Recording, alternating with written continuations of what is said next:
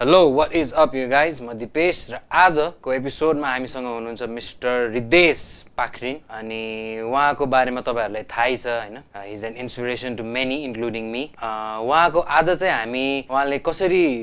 live चाहिँ sound निकाल्नु हुन्छ अर इन द स्टुडियो कसरी चाहिँ साउन्डसँग खेल्नु हुन्छ भनेर हेर्न गइराको छौं हैन उहाँको rig basically so let's get right into it hello Ridesh welcome thank you स्वागत छ तपाईलाई धेरै धेरै धन्यवाद कस्तो हुँदैछ रमाइलो भइरहेछ अहिले नयाँ के छ कि गरेर दाइ अहिले एक दुईवटा नयाँ ब्यान्डमा छु रिसेन्टली जोइन भएको सो रमाइलो भइरहेछ अहिले रकेट्स बाहेक हैन रकेट्स बाइक एउटा रकेट्स अब म चाहिँ नयाँ भयो रकेट्समा अहिले चाहिँ के त्यही दुईटा मात्रै प्रोजेक्ट हो तिम्रो अहिले त्यही दुईटा मात्रै सो अब हाम्रो रिदेशले चाहिँ FM3 युज गर्छ हैन हजुर यसको बारेमा केही भन न अब यो चाहिँ अब एम्प मोडलर हो बेसिकली यो भयो भने अब एम्प पनि चाहिएन क्याप पनि चाहिएन अब मेबी घरमा एम्प छ भने सेन्ड रिटर्नमा दिएर अब यसको एक्चुअल साउन्ड सुन्न पाइन्छ 4 केबल मेथड गरेर हैन एम्पमै पनि जोड्न मिल्छ गरे अब लाइभमा चलाउँदाखेरि एक्सएलआर आउट दियो सिधै एम्प पनि चाहिएन सो टुक्कै छ यही कन्भिनियन्ट भएन जता पनि एउटै साउन्ड अहिले सबैजना अहिले यस्तै डिजिटलमा गइरहेछ अहिले सबै ब्यान्डको गिटारिस्टहरु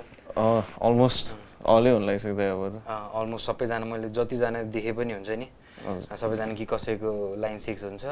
कि कसैको फ्र्याक्टल कि कसैको क्याम्पर हैन भाग्यमानीको गड प्रोटेक्स नि कसरी चलाउँछौ त एकचोटी अब दाइ अब like for years and years analog चलाए मैले सुरुमा त एनालग सेटअपै थियो के रे यो चाहिँ तिमीले धेरै जस्तो म्यानुअलमा चलाएर हुन्छ कि प्रिसेटहरु सेभ गरेर चलाएर ओ त्यही भन्न लाग्दै मैले जस्तै पहिला चाहिँ अब एनालग मोडमै चलाइरहेको थिएँ के जस्तै सब अफ छ भने केही पनि छैन एउटा अन भयो भने मेबी बुस्ट के थियो मेबी क्लिन ड्राइभ त्यसपछि अर्कोमा ओडी अब त्यसपछि एउटामा भनौँ न कम्प्रेसर राख्यो बुस्ट त्यसरी बेसिकली एनालग सेटअप थियो अहिले चाहिँ दाइ अब मैले यो चलाउन सिकेँ बिस्तारै सो अहिले चाहिँ हाम्रो सिन मोड भनेको अब बेसिकली प्रिसेट विथिन प्रिसेट हो के सो अब मेरो यहाँ एउटा यसमा चाहिँ एउटा सिनमा 8 वटा जति हाल्न मिल्छ सो फर्स्ट सिनमा अब एउटा भनौँ न क्लिन छ अरे यता कोरस छ मैले यता अब 3टा मात्र स्विच छ नि त FM3 मा सो यो मिडी कमान्डरबाट चाहिँ त्यो एक्सटेन्ड गर्न मिल्यो अब मैले यता कोरस राख्दैछ के बेला अफ गर्न पनि मिल्यो डिले यता छ डिले पनि अफ गर्न पनि मिल्यो सेभ गरेको सिनमा भएको इफेक्टहरु अन अफ गर्ने यताबाट चलाउन मिल्यो हैन त्यो चाहिँ बेसिकली मैले के त्यो त त्यो कम्बो जस्तो भयो है एक्ज्याक्टली म्यानुअल र त्यो प्रिसेट मोड दुईटैको त्यो चाहिँ किन भन्दा एनालगको फिल पनि नजाओस् भनेर हो जस्तै अब अर्को प्रिसेट भनेको यो एउटा नर्मल ड्राइभ के रे क्लिन हो भने यो चाहिँ अब ड्राइभ क्लिन हो क्या अब जस्तै जनेर टाइपको यहाँ भोल्युम अफ कम गरिदियो बढायो भने अलिकति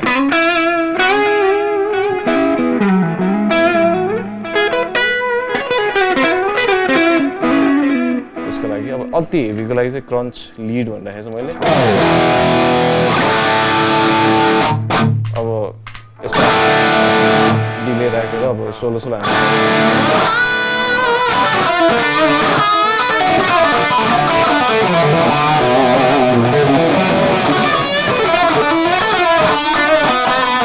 सो यस्तो छ दाइ सो बेसिक सेटअप चाहिँ त्यही भयो अहिले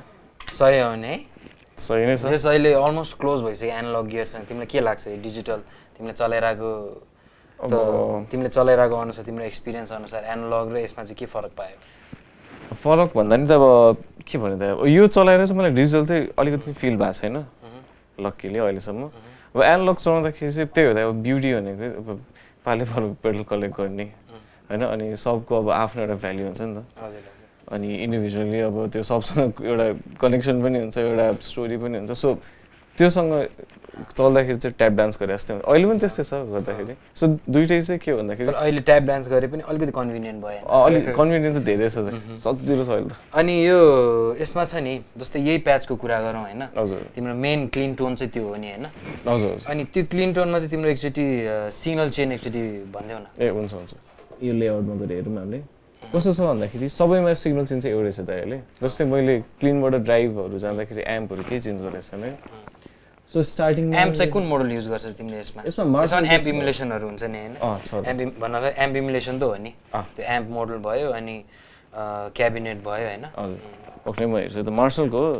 JM45 ए JM45 मार्शलको त्यो पुरानो वान अफ द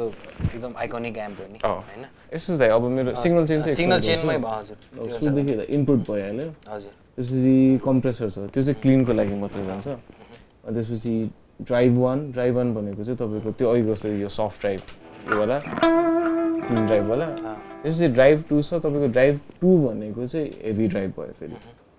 तर फेरि यस्तो छ ड्राइभ 2 चलाउँदा चाहिँ ड्राइभ 1 अनै हुन्छ मेरो त्यो स्ट्याक गरेर हो ट्युब स्क्रिमर मलाई पनि त्यस्तो गर्न मन लाग्छ सही हो दाइ त्यो हामीले बेसिकली एम्पलाई ड्राइभ अन गरेर अनि ट्युब स्क्रिमर अन गरेर जस्तै कि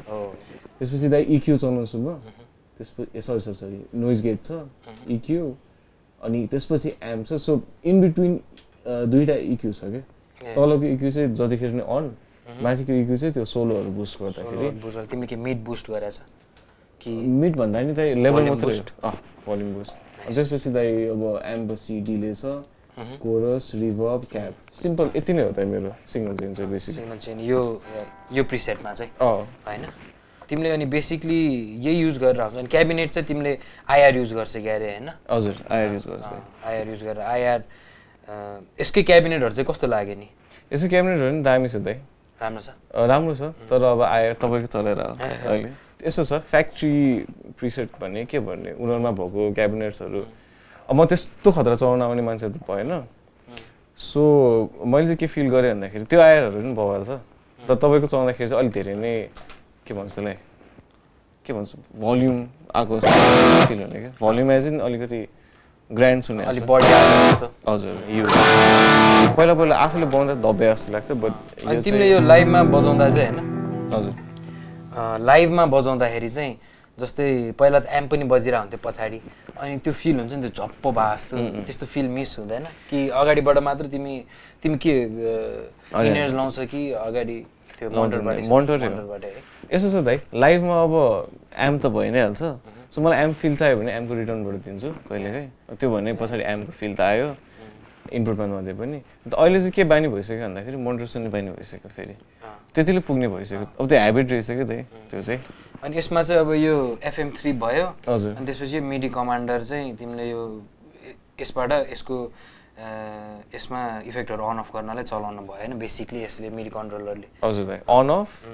बुस्ट अनि के चाहिँ अब जे पनि सेट गर्न मिल्यो हैन त्यो अनुसार यता जस्तै अब यो चाहिँ अब कन्भिनियन्स अनुसार एक्ज्याक्टली जस्तै अब 1 मा चाहिँ मैले के सेट गरेछ भन्दा क्लीनमा कोरस अनि त्यसपछि क्लीन ड्राइभ भयो अब B मा चाहिँ के छ क्लीन ड्राइभ अनि अलिकति लाइक यो चाहिँ रक प्याचहरु सेभ गर्ने फेरि C मा चाहिँ के छ अब अहिले म नयाँ ब्यान्ड रकेट्सको लागि छु सो बेसिकली त्यसको लागि मैले त्यो रङ्ग भनेर प्याच बनाएको छु यो रिभर्स डिले भयो त्यही गीतको लागि अनि 4 मा चाहिँ यो चाहिँ अब मेटलको लागि भयो क्लीन यो बेसिकली एउटै रहेछ अनि यो चाहिँ अब एकदम हाई क्या